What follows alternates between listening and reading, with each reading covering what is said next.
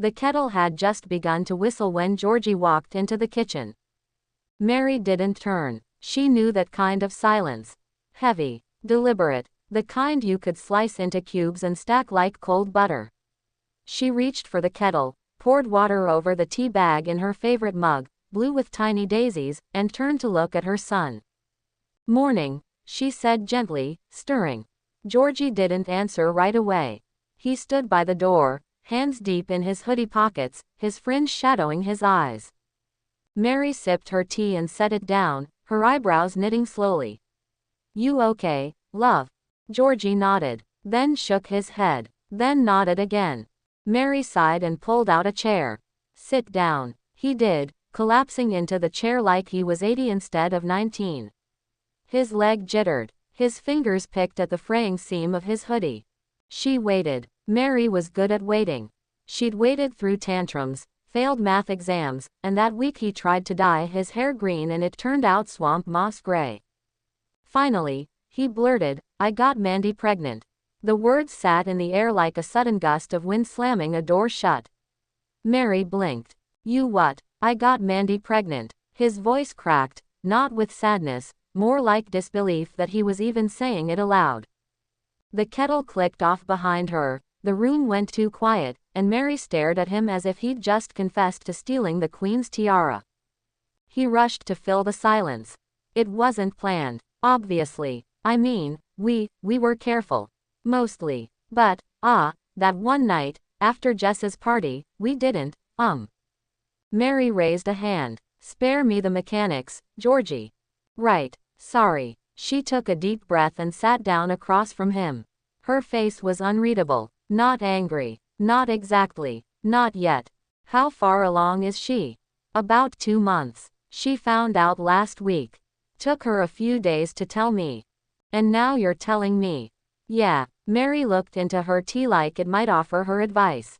Maybe if she stirred it enough, the future would appear in the swirls. 2 months. That meant Georgie had been walking around for days with this news. With a baby-sized secret weighing on his back. She looked at him, really looked, and saw it now. The dark circles under his eyes. The way his shoulders hunched. Her boy was scared. She softened. "Is she okay?" Georgie nodded. "Yeah, I mean, she's shocked. Same as me. We talked about options. But she wants to keep it." Mary nodded slowly. "And you?" "I don't know. I mean, it's terrifying. I can barely keep my room clean. I burned pasta last week. I'm not ready to be anyone's dad." "No one ever is," Mary said, almost to herself. She looked past him, to the small garden outside. The morning light was breaking through the clouds, bathing the flowers in gold. Her hands wrapped around her mug again. "You love her." He hesitated. "I think so. It's still new. But yeah, I care about her. A lot." Mary gave a quiet hum. She stood up and busied herself at the counter.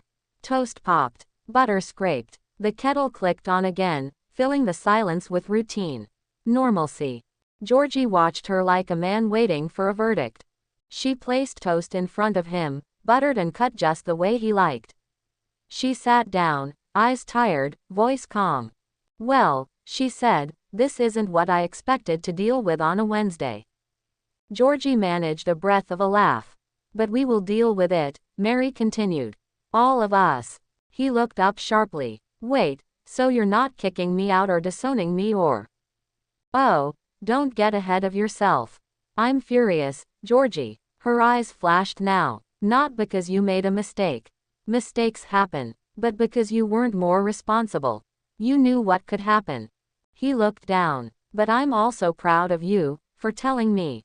For not running. That takes guts." "Thanks," he said quietly. "And Mandy, does she want to tell her parents?" "She's scared. Her dad's strict. Catholic. Proper old school. She asked if maybe you'd come with us when we tell them." Mary blinked. "Oh, well, that's flattering. She says you're kind and calm. Clearly she hasn't seen me when I'm trying to park in town." Georgie smiled, small but real.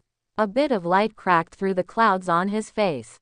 They sat in silence for a bit, chewing toast, thinking. Finally, Mary spoke. You're going to need a job. I've got one. A real job. Not 3 hours a week at that record store. He nodded. Yeah, I know. I've already applied to a few places. Good. Another pause. I'll help where I can, she said softly. Not just money. The baby, too. Mandy, if she wants. You're not doing this alone, Georgie. He looked like he might cry. I don't deserve you. Mary rolled her eyes. Oh, shut up. No son of mine's going to start with the dramatics now. He laughed, and it broke something in him, some tight coil of fear. He got up and walked around the table, hugged her. Mary stiffened at first, still clutching her mug, then melted into the hug, her hand finding the back of his head like when he was little. You'll be okay, she whispered. It won't be easy, but you'll be okay. He nodded into her shoulder. And for God's sake, she added, pulling back, next time, double-check the bloody condoms. He flushed. Mum, what? I'm too old to be raising another baby full-time. I'll help, not adopt. Georgie laughed again, eyes a little brighter now. Outside, the sun pushed through fully.